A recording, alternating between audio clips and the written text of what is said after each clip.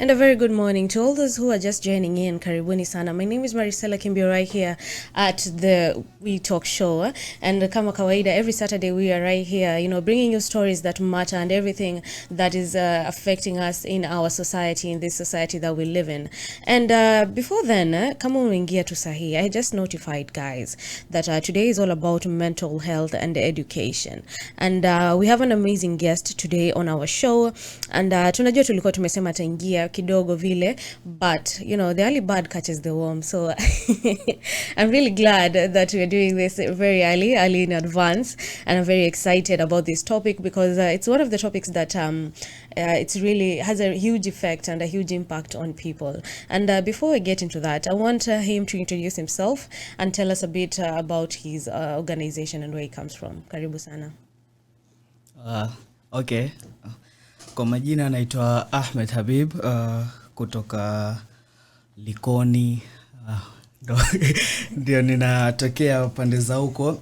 I'm a peer advocate, I'm a mentor, Hizo vitu zote. Hizo titles zote zinakuja na mayouth ambao kidogo wameamua waamke. Not that all of them hawajaamka, but hizo. I come from Path Youth Organization. It's a CBO, up and coming, of course. Tuko kwa grassroots level, but we are you're pushing it. Tuko hapo tu tayari. So Path Youth Organization is where, of course, nilianza kama volunteer, dealing with challenges that are facing the youth, especially vulnerable youth, those people who come from vulnerable environments, hawajiwezi, mazingira ambao hivyo. So in Path, what we do, we try to, of course, we deal with issues concerning education. Tunajaribu kupatia opportunities ma youth, ma teenagers, our watoto ambao kidogo they have maybe little access or they have no opportunity to take part in education and things like that. So Path Youth Organization, it's a CBO vile nimesema, kwa base Likoni. Tumefungua what we deal with ni hizi vitu za transforming lives throughout education na anything. So sina maneno ya kusema like exactly what we do, but some of the things we do ni kama hivyo kutafutia watoto scholarships, fundraising, resource mobilization. We also have a new docket of also we want to deal with things with mentorship, guidance and counseling. Hizi vitu zote ambazo zinahusika welfare ya mtoto kwa masomo. Okay, that's really nice. Mimi mwenyewe nimefurahia kuwa it's an organization reaching out to also vulnerable youth. I have had interviews hapa na organizations nyingi zenye pia zina deal in the same path. So speaking of maybe nyinyi mmebase outreach yenu, is it like community, labda ni hapo tu Likoni ama pia mna reach out watu wa Kilifi, Nairobi? Okay, saizi bado program zetu hatuja kuwa na uwezo wa kufanya outside the county, but with so much input na so much struggle hapa na pale, tunajaribu pia ziwe outreach ya other sub counties in Mombasa. Okay, this kwa wale ambao tayari they have been following us, we have also a program called Literacy and Numeracy boot camp. That ni program ambao tunapenda kuifanya likizo wakati watoto ambao wakiwa nyumbani, so that tunaweza ku reach out kwa wale ambao pia wako nyumbani just because wamefunga skuli, na wale ambao like they never get the chance kwenda skuli or often mara kwa mara wanarudi nyumbani na school fees. This is a program that of course it's educational based. Tunafanya from the word numeracy and literacy boot camp, kusoma, kuweza kufundisha watoto ambao wako nyumbani holiday, badala wazunguke kucheza hizo michezo zao, or they engage in other companies which are not productive. Tunaita watoto especially from grade 4-5.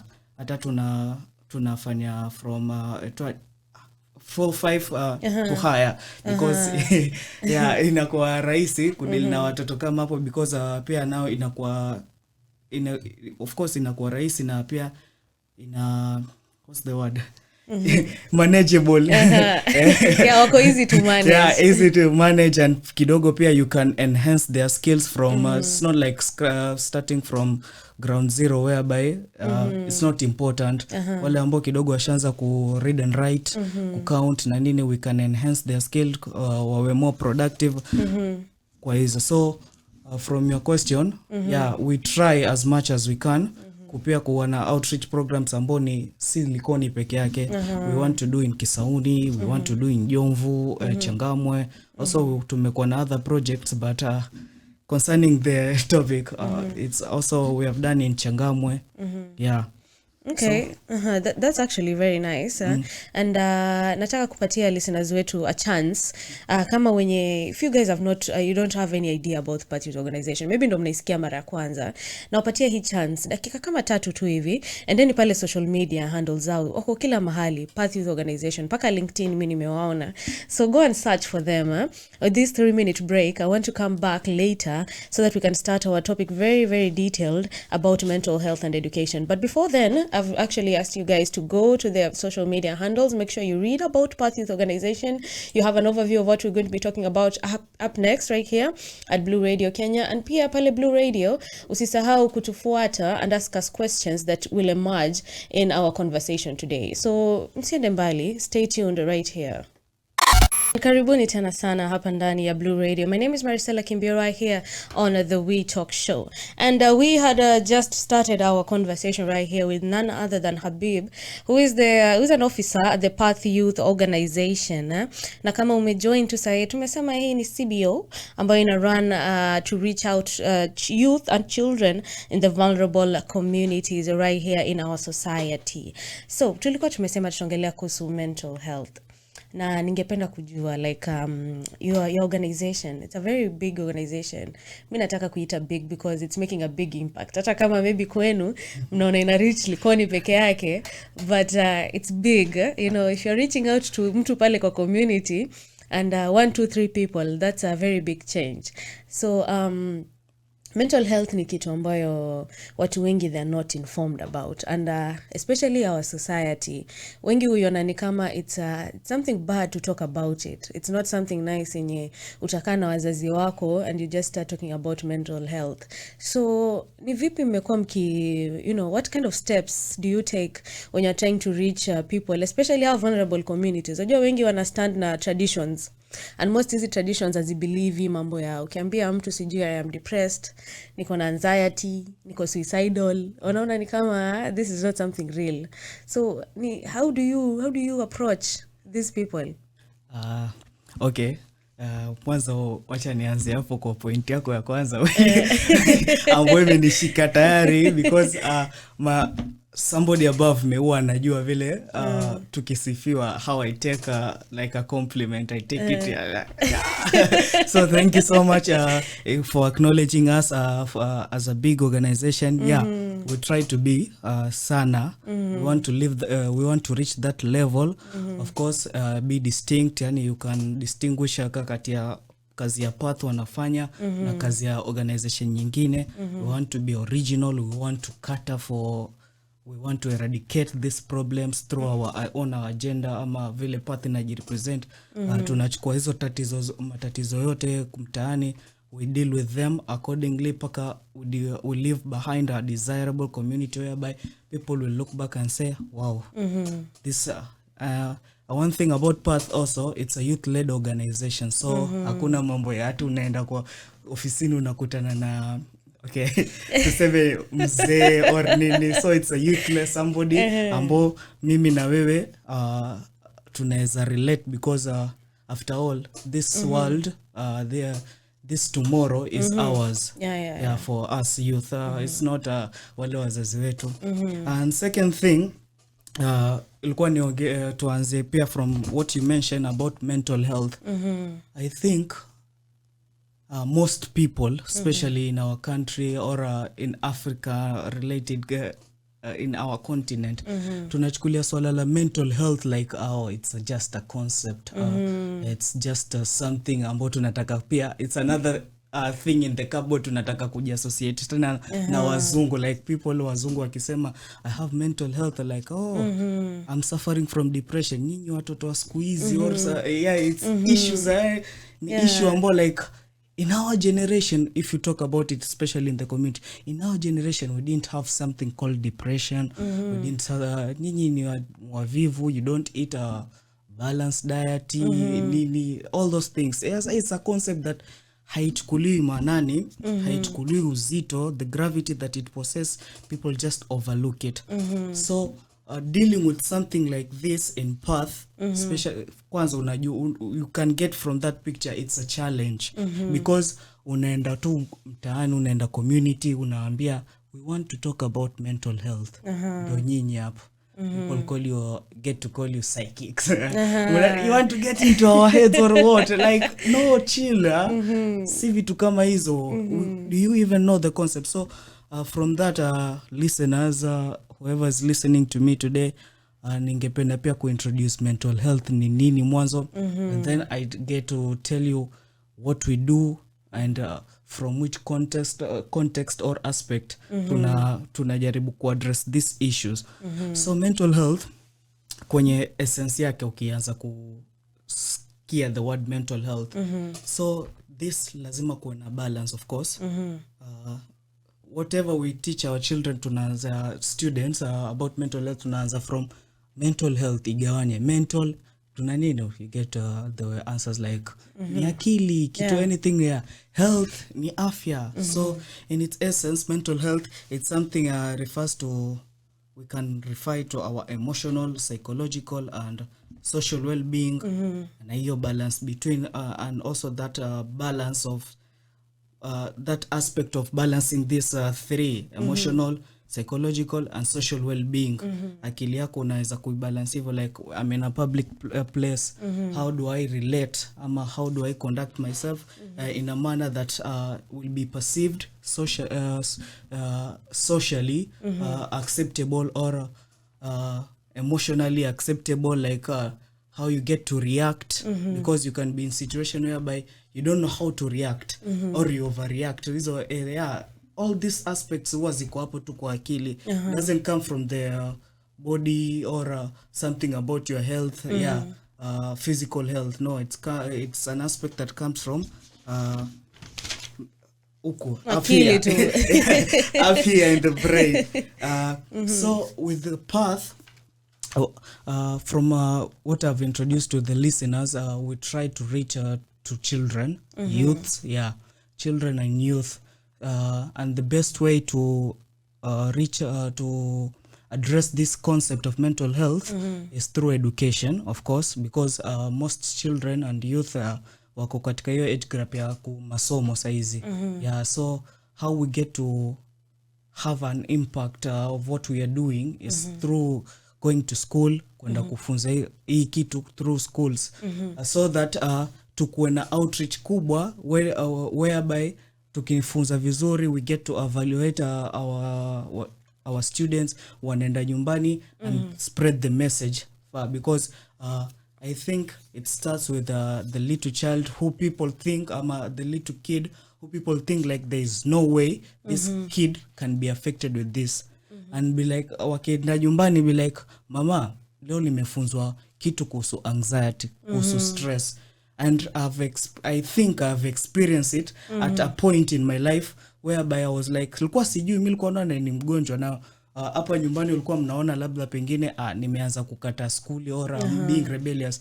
So akienda kupasio message like stress iko hivi na hivi na hivi nyumbani, na mimi kama mtoto, maybe parents tunaweka hiyo idea, maybe parents will get like, mtoto wangu amesoma kuhusu stress and I haven't noticed, kumbe alikuwa on this period.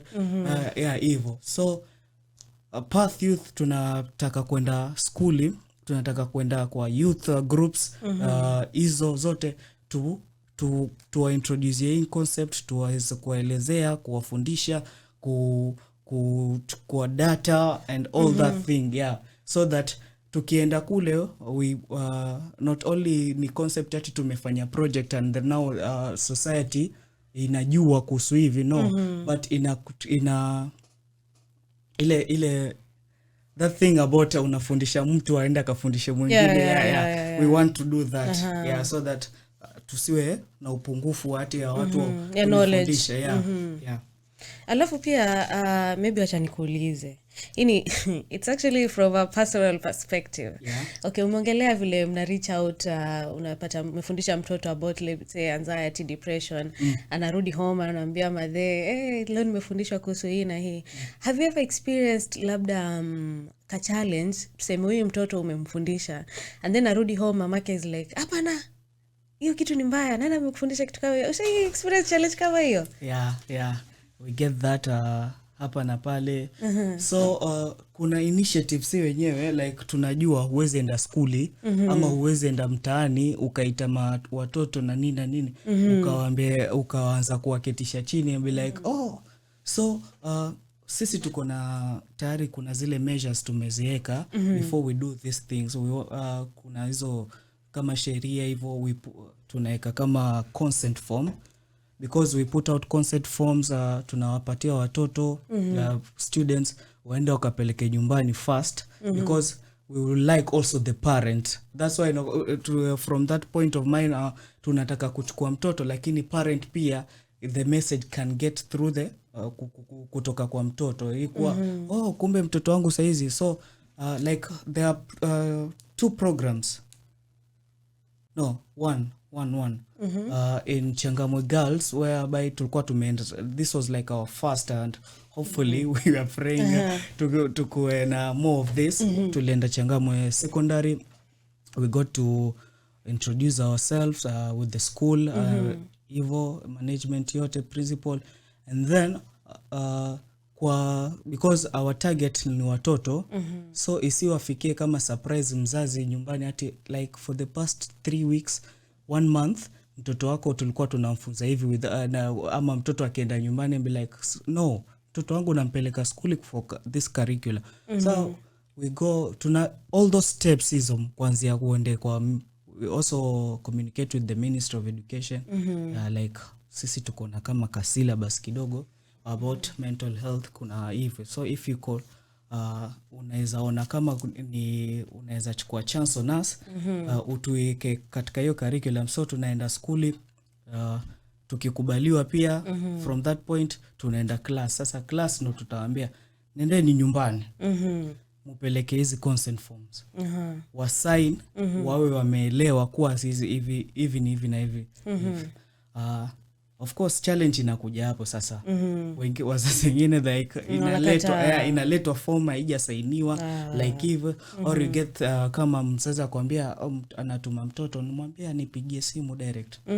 So you have all that. Hello mimi ni mtu fulani nafanya kwa nini why the school mbona sasa sijui nini na itachukua saa ngapi how many mama chill it's like tutafundisha like 40 minutes tena ni kwa vile wanafunzi wako ukimpeleka school you know be learning so we don't want to take any school hours so tunawafundisha after school hours time kama games time at 3:45 to 5 hapo so that they also get a chance waende nyumbani mapema wasionekane pia tumewazuilia.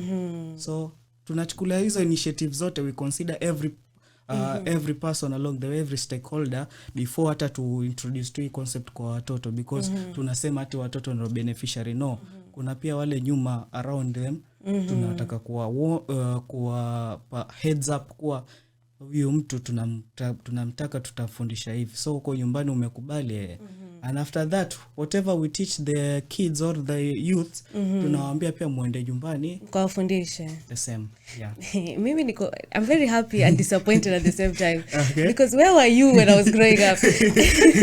Okay kuna vijana pia hata paka sasa be like we are doing this and we feel like it's necessary. Of course it's important to us and we feel like it's also important to every mtoto yote mtaani anayekuwa hivyo lakini pia as much as like kuna mtu kama wewe anatamani, oh, where are you? There are still other people hapo wakwambia like, we don't need you. We are Africans. Me personally, if I had found an organization like that when I was growing up, I don't think ningekuwa mali niko sahi, because there were a lot of challenges I was facing when growing up.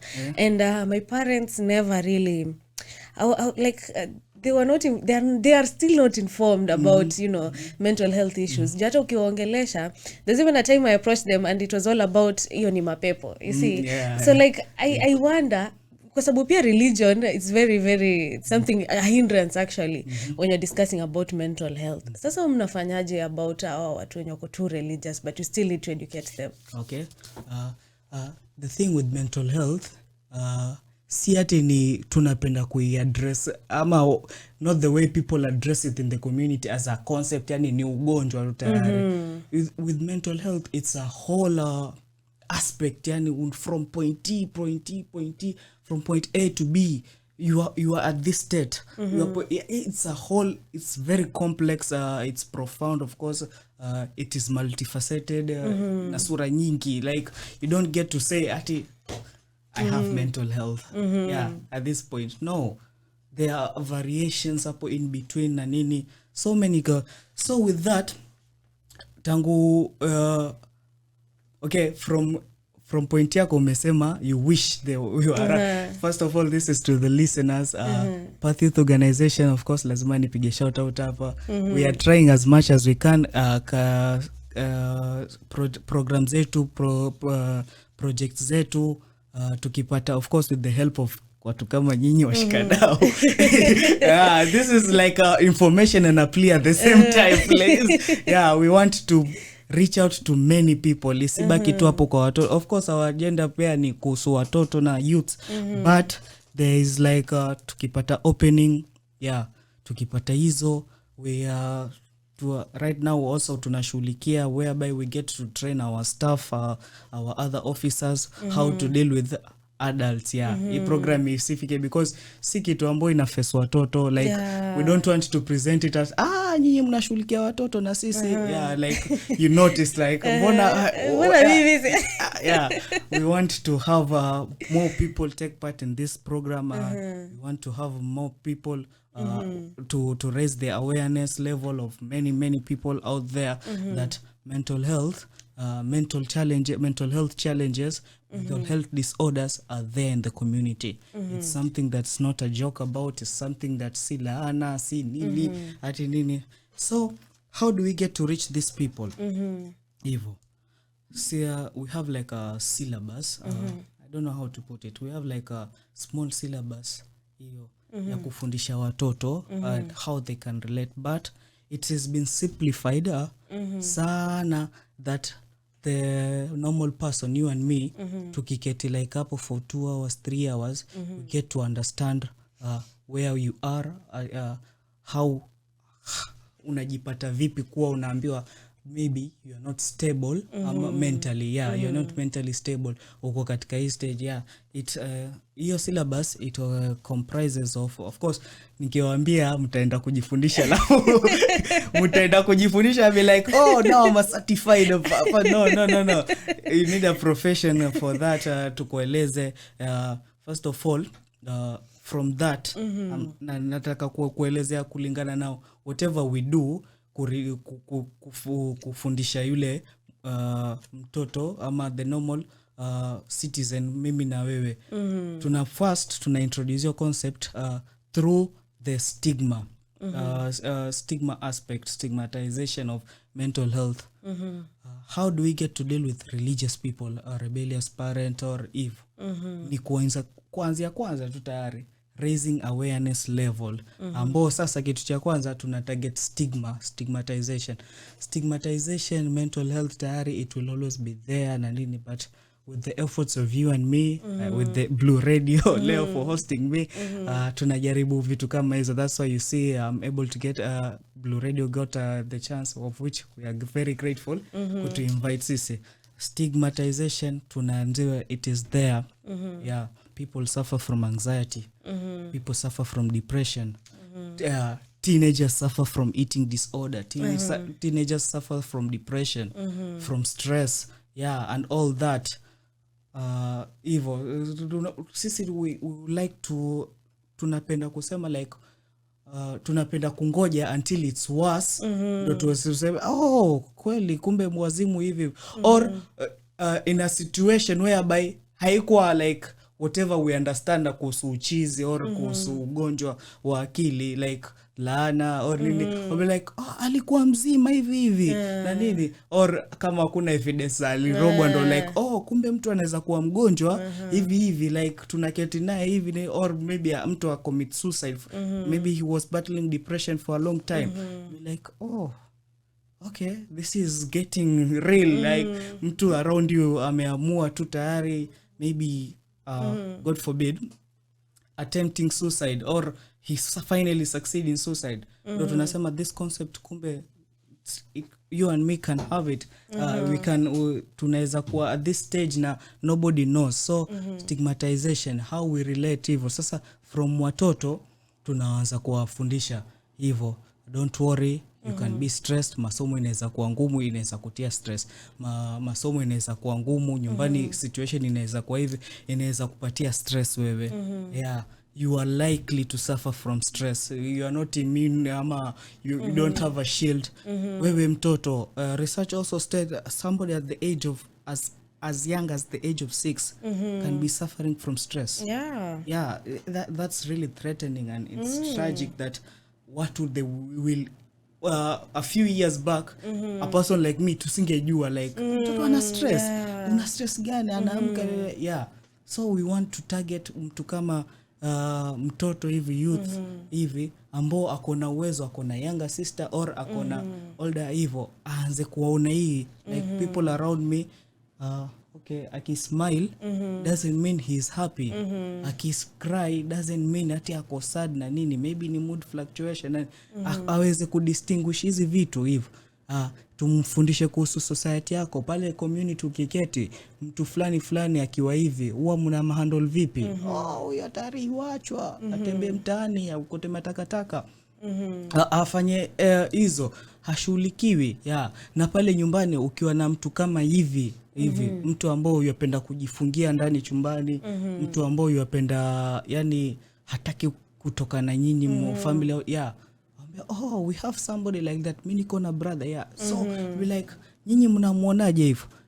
Then we go to the like almost extreme cases ambao mko na mgonjwa nyumbani, mnamfunza sisi tunamletea ustadhi amsomee, namletea pasta amerogwa, kwambia like has it ever gotten? But of course with faith it's really hard to target, sababu mtoto kwenye household huwa tayari amefundishwa, amelelewa ina values za Christianity.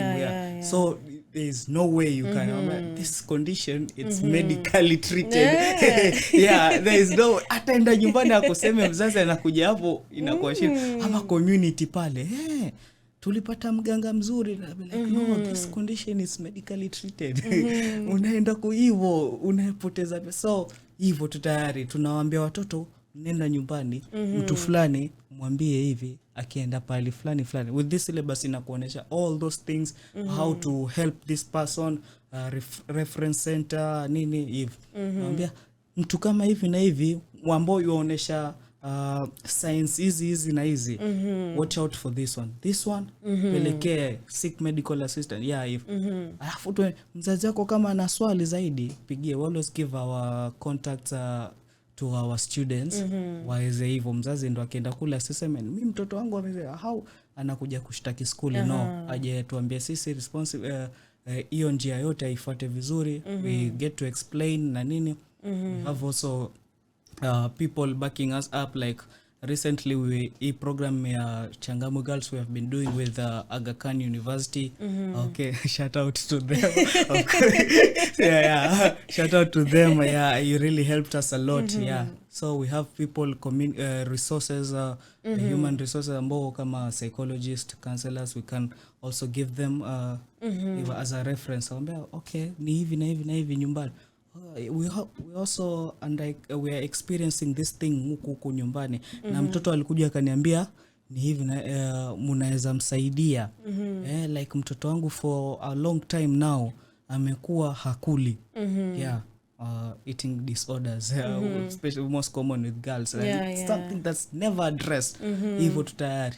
Of course, na saizi economy vile iko ngome like it's a take away bonus win-win. Kumbe mtoto ni mgonjwa, mtoto hakuli hivyo.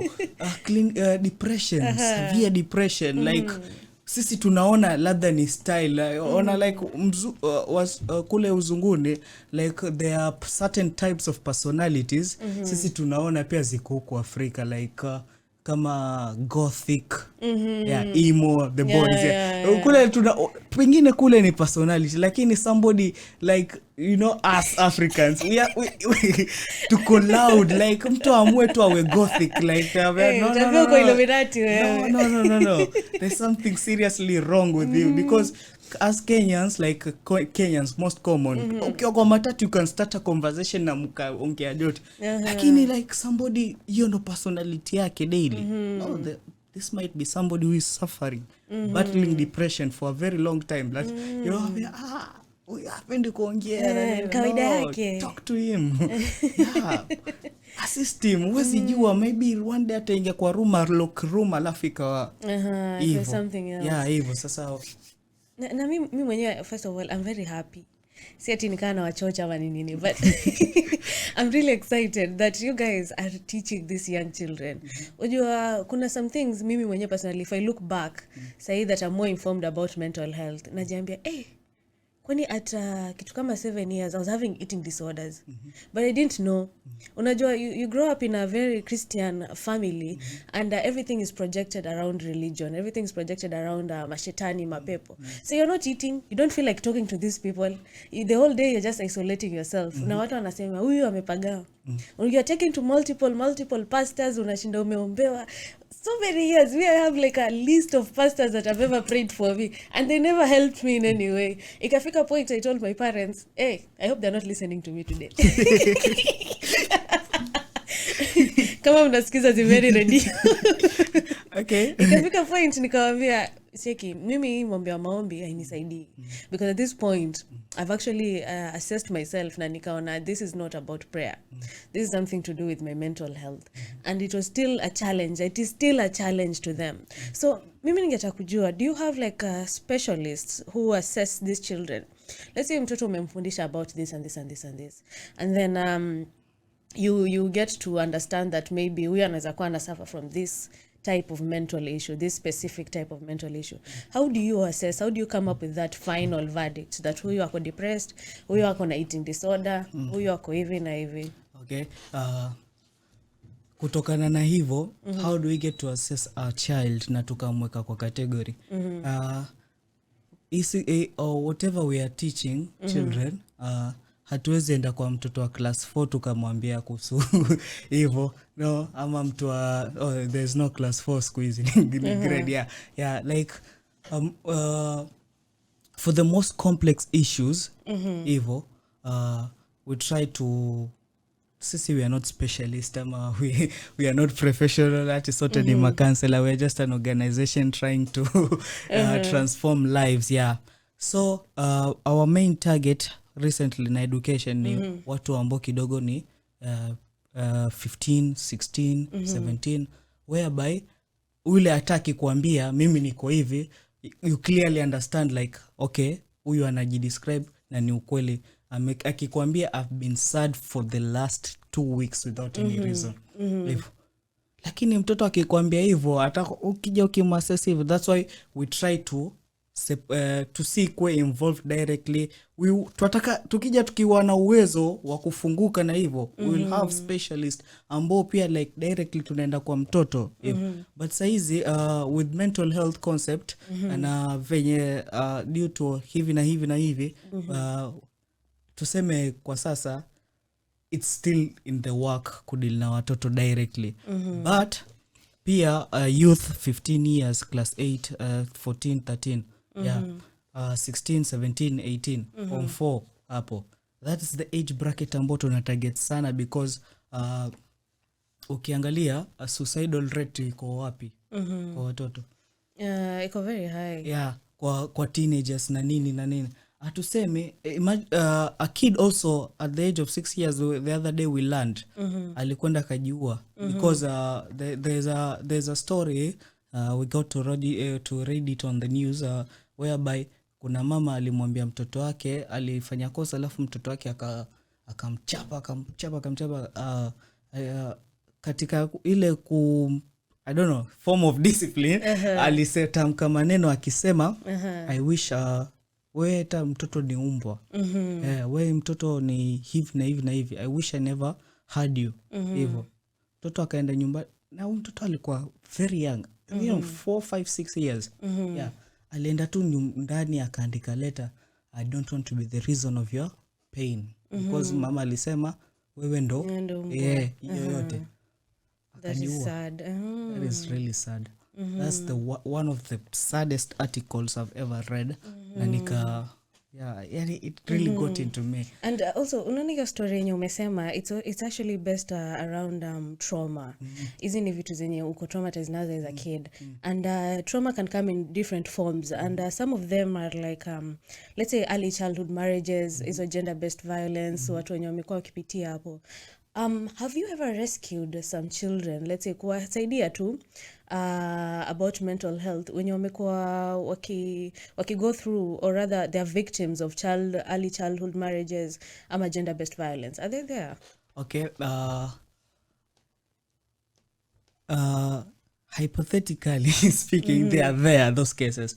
But if I'm honestly speaking to you, bado hatuja kuwa na way, because program pia it is still new, because tumeweza kufanya in 2 schools, 3 schools. And I don't want to say thank God hatukupata hiyo kesi, because we like nakwambia mwezani, no. It just happened to kwa hiyo situation, or in those 2 schools ambao tumefanya hiyo, we didn't get one. We also lakini we tried as much as we can kujaribu kuongea, like you can please after this lesson, if anybody suffer from anything involving this or related or nini, watoto like no, we are good we are good, because after ile program yote ile whatever we teach the children, be like with depression, do you know you have to be diagnosed after 2 weeks baada ya kupata all these 9 symptoms of signs and symptoms of depression. Be like bibi alikuwa anasema niko lakini siko. I still like with depression, people don't understand it comes a lot of signs and symptoms. One problem about pia hii concept ya mental health, people tend to know it already. Hivyo sasa inakuwa ngumu like kumfundisha mtu between what they know ama what they think they know and what is actually there. Like for example, mtu kwa community anaweza kuwa ana suffer from trauma. Yeah, hivyo sasa anaiwekea kama stress hivi tu tayari. For example, aliona something ama aliona or yeye alikuwa katea hiyo kitu hivyo, traumatize so bad that akaja hapo akaanza future circumstances au future situation akawa so uncomfortable, akisema ni stress. Akaanza kuchukua tena stress relievers, the pills, they're being sold. I don't know how we are going. Another also thing we need to check on it, regulation of easy antidepressant nani, because people take them and they are not prescribed. They are not prescribed any headache, stress relievers, any nini. Be like, no, sometimes you're just dehydrated. It can make you ikanaweza kufanya umwe na kichwa, like people anaenda hivyo. So napenda kuongea points 3 kwa swali moja. So nikija huku juu nasema nini? Unfortunately hatujapata hiyo case. And also to our listener, for in the future tukipata na wewe kwa skuli, kwa mtaani na dini, na umesikia from me, please don't shy about it.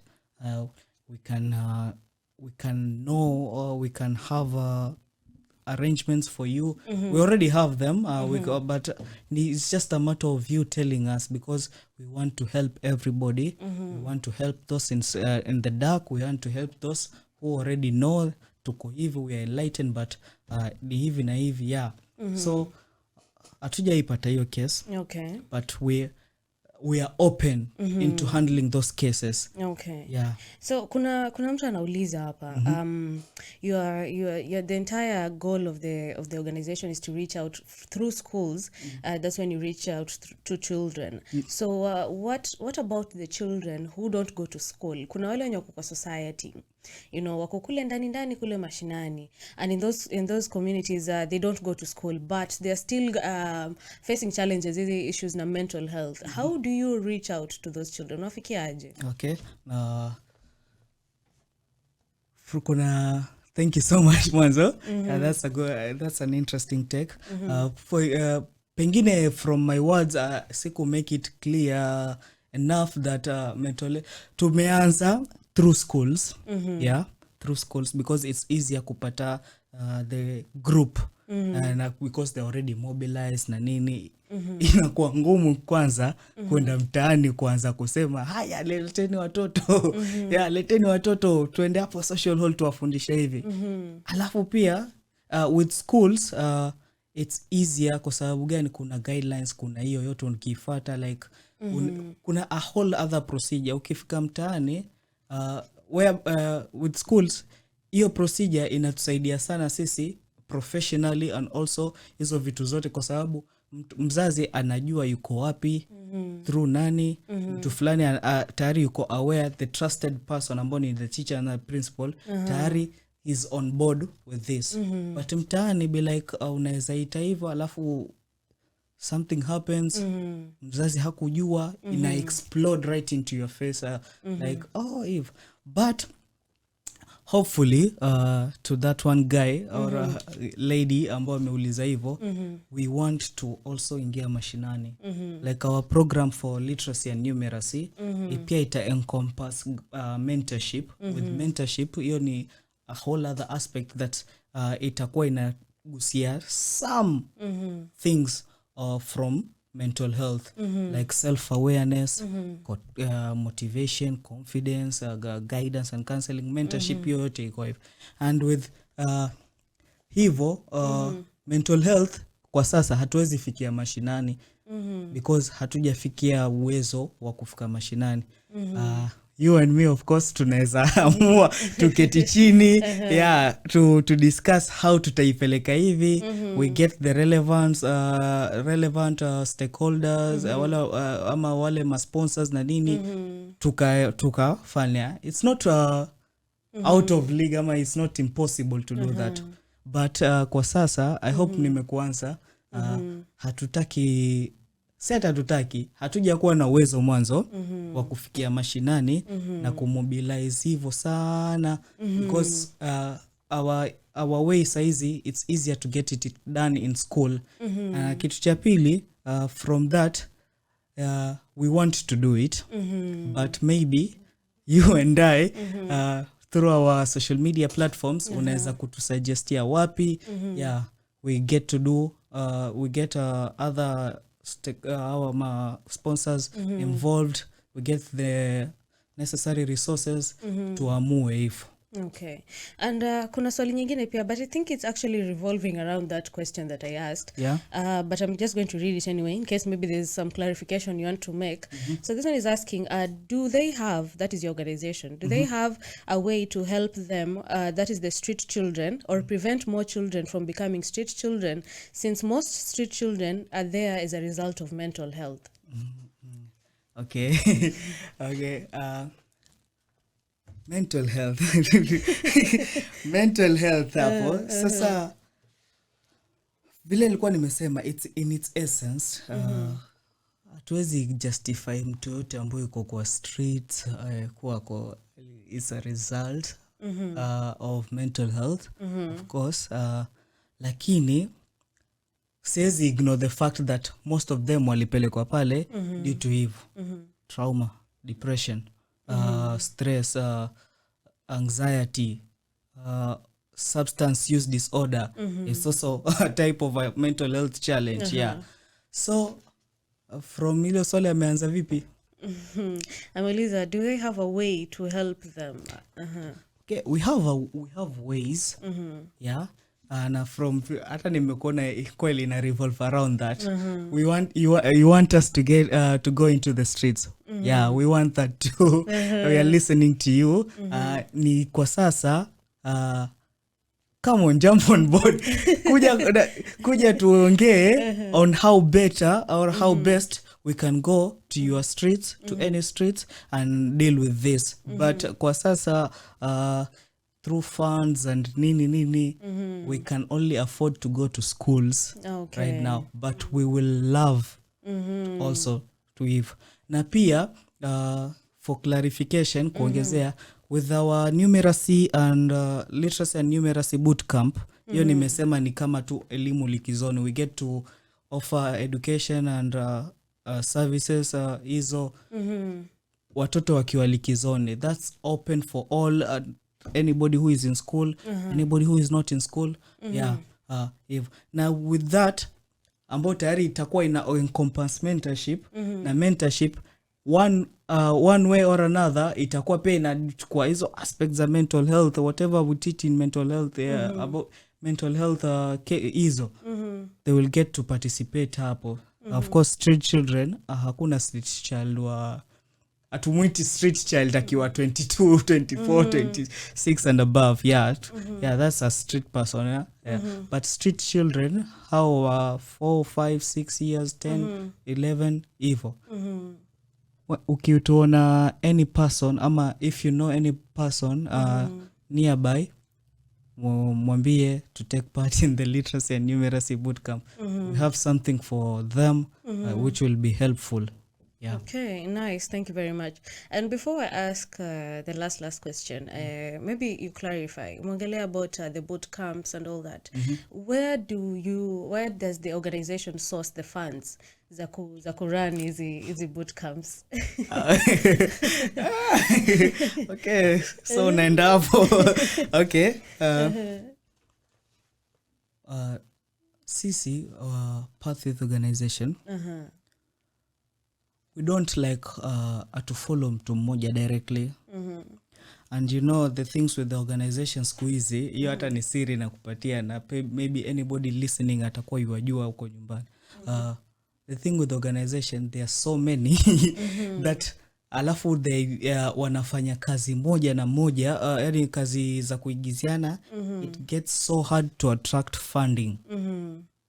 But in our own way and through our own programs na projects, tunaweza attract tu watu wawili watatu, but we get fully funded because I think hiyo hata si chocha hiyo. We try to do our stuff unique, whereby hata wewe uliokuwa jump on board, you gave us this and this and this. Wewe ambao ulitusimamia everything, we want to ask you at the end, pia wewe umeridhika? Because it's not only about us, ati tunaenda pale kumwambia ati tunataka kufanya hivi, because mtu akitaka kukuwekea pesa yake kwa mradi wako, pia kuna malengo yake hivi. Yeah, might be credit hiyo, nataka hiyo publicity, or somebody wants to, for the good cause. Yeah. If so, I'm not going to mention where we get them directly, because ni struggle. Ni struggle. Maybe you can contact us directly if anataka pia hizo for networking reasons na nini. Or pia maybe anataka kushare networks zake, you can contact us through our platforms. Yeah, we are always there ready.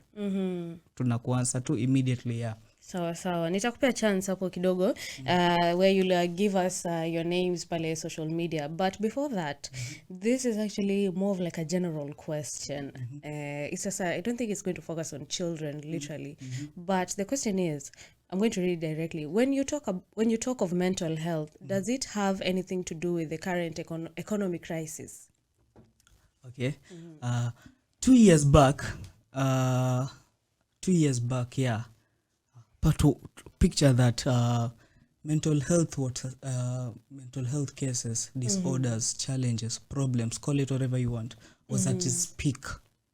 That's why you see tumeanza like even organization kama yetu up and coming, tumechukua kama hii initiative ya kusema no, let's go to the community, let's go to schools, let's go to kids, tuanze kuwafundisha because I'm answering to that person directly.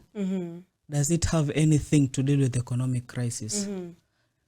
Na kuletea kama huo mfano, ilikuwa at its peak, but 2 years back hatukuwa na economic sanctions kama saizi ama economic crisis kama hivi, because saizi 3 years later tunatasema it was a result of that, lakini tukienda 2 years back hapo ndo ilikuwa from data it was at its peak because people didn't have any jobs.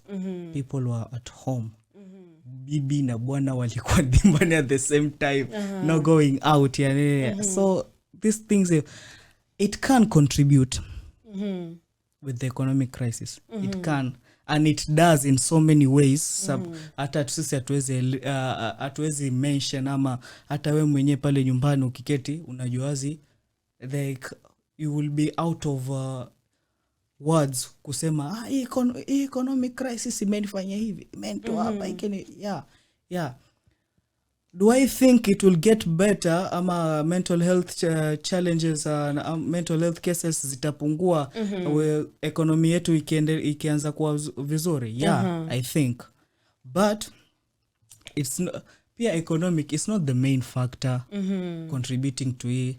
It's a contributing factor but not the main factor. Yeah, so with the economic crisis na nini ambayo inaendelea, everything that is hardening up, it can contribute. And probably saizi tukienda through data ama tukienda kwa psychologist maybe watu wanaletwa hapa kwa sababu ya kwambia hawana kazi economical. Yeah, it leads them to depression, anxiety, suicidal thoughts hizo. But it's not the main. Pengine there are other underlying factors like trauma, recurring trauma inamfanyia mtu hivyo na inaongezeka. Sasa for example bibi waitwaje, mtoto alikuwa kwa environment babake anapiga mama na ama hivyo, alafu sasa yuko kwa situation whereby hakuna kitu nyumbani, so be like recurring trauma, like mke saizi amekuwa mkubwa, mke anamuuliza for food na nini.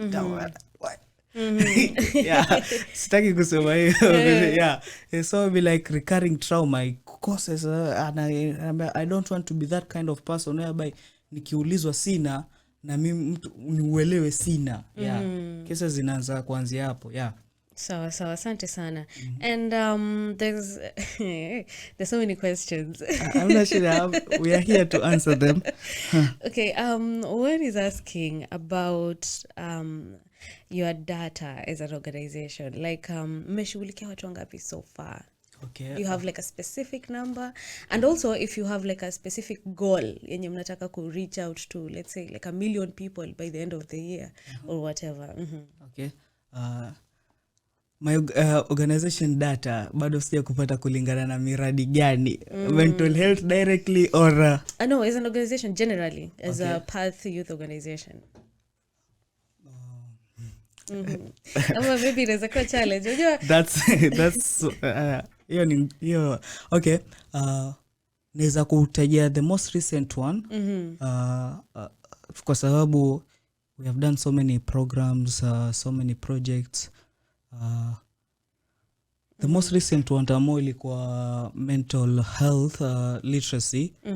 Tuliweza kufanya Changamwe Girls whereby tuliwafundisha wanafunzi 150 students.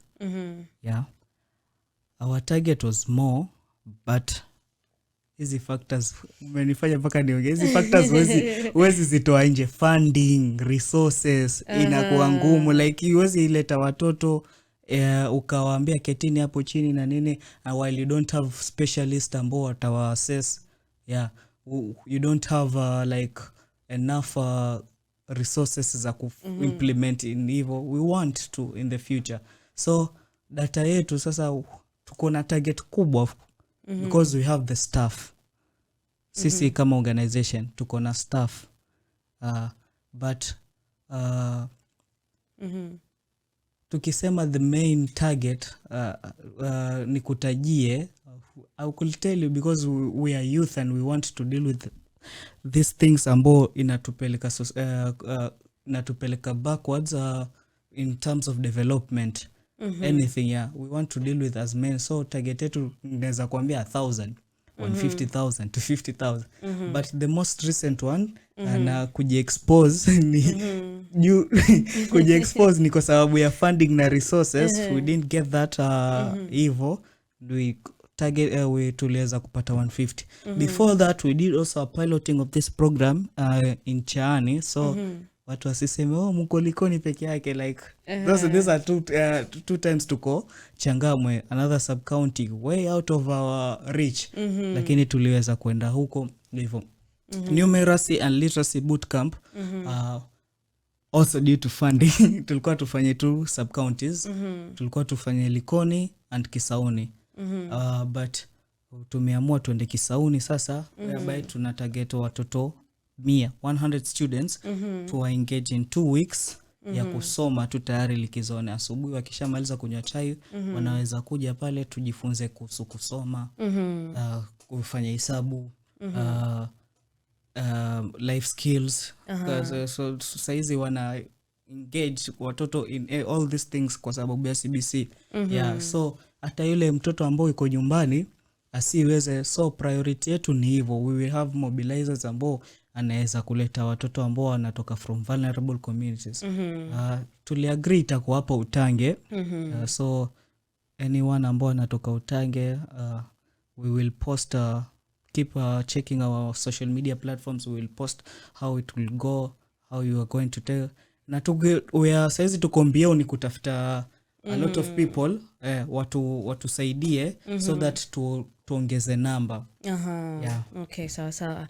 Asanteni sana. And I'm also seeing a lot of reactions. I have a lot of questions, but unfortunately our time is almost up. So Okay. I'm going to advise these people, all these questions. Hopefully I want you guys to redirect them directly to the Path Youth organizations themselves. Yeah. So hii swali ya mwisho mtu ameuliza yake ndio itajibu hao wengine.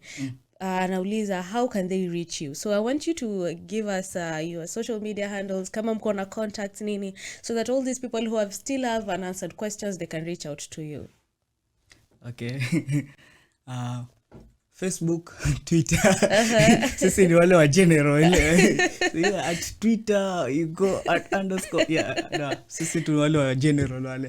Facebook, Twitter, LinkedIn, Telegram on yeah, email, Gmail, Instagram, Path Youth Organization. Sawa.